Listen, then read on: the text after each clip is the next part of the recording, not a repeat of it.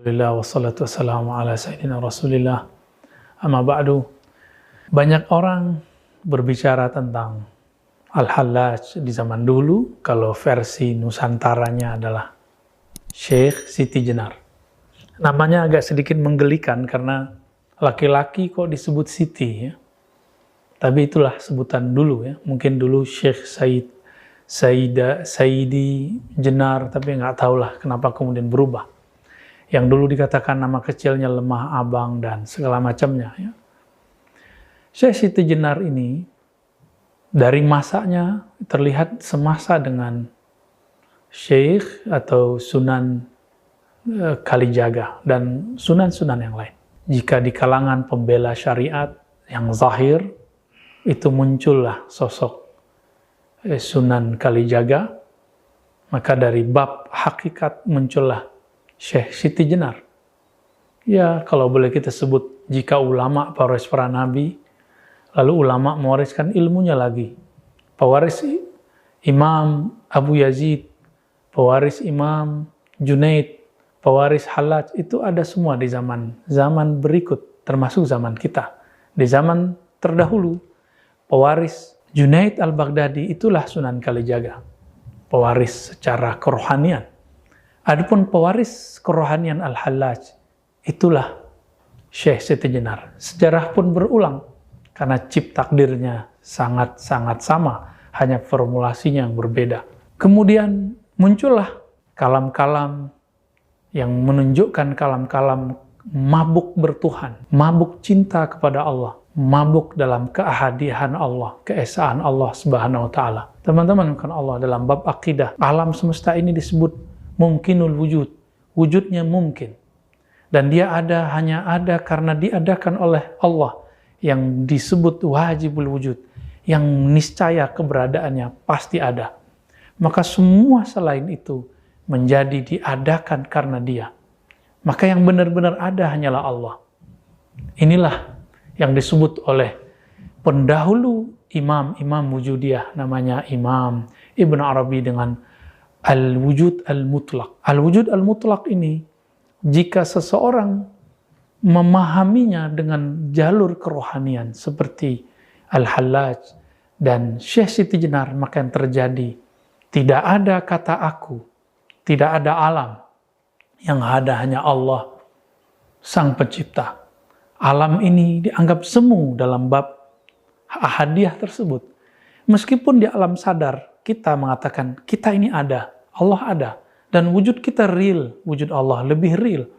Tapi oleh mereka yang sedang mabuk cinta dalam ahadiyah keesaan Allah, hanya Allah semata. Mirip-mirip seorang yang kasmaran. Dia hanya melihat kekasihnya saja yang paling cantik, paling indah, paling gagah. Maka di saat itu, kemanapun dia memandang, yang terbayang adalah wajah kekasihnya. Seperti cerita Laila dan Majnun. Majnun memandang tembok pun yang muncul wajah Laila. Apalagi melihat siapapun. Sahabat yang melakukan Allah, Syekh Siti Jenar, kemudian sebagaimana Al-Hallaj, mengatakan hal yang mirip. Mengatakan, jika Al-Hallaj mengatakan, di dalam jubahku adalah Allah, tiada kecuali Allah, maka Syekh Siti Jenar lebih dahsyat lagi. Di dalam dirinya hanya Allah. Wujudku adalah wujud Allah. Itulah Syekh Siti Jenar. Inilah cerita awal kenapa muncul satu zikir, satu wirid yang disalahgunakan oleh orang kebatinan. Wujud ingsun atau zat ingsun, zat Allah. Sifat ingsun, sifat Allah. Nama ingsun, nama Allah. Ini kalam tidak boleh dilafazkan kecuali orang sedang mabuk. Orang mabuk tidak dikenakan hukum syariat karena dia mabuk sampai kesadaran dia kembali. Tapi beberapa orang-orang yang melanggar kaedah ini, melanggar dharma, kaedah seorang pezikir perindu kepada Allah, dia membacanya sebelum dosis itu dibolehkan kepadanya. Maka yang terjadi, muncullah kelompok wujudiyah. Di tahun 1400-an, 1500-an, 1600-an, 1700-an, itu kemudian terjadi pergolakan dahsyat di Nusantara. Maka muncul nanti ada Hamzah Fansuri, Syamsuddin Sumatrani, kemudian juga Nuruddin Raniri. Semuanya berbicara itu. Dan puncaknya itulah Syekh Siti Jenar. Apakah kemudian Sunan Kalijaga mengkafirkannya?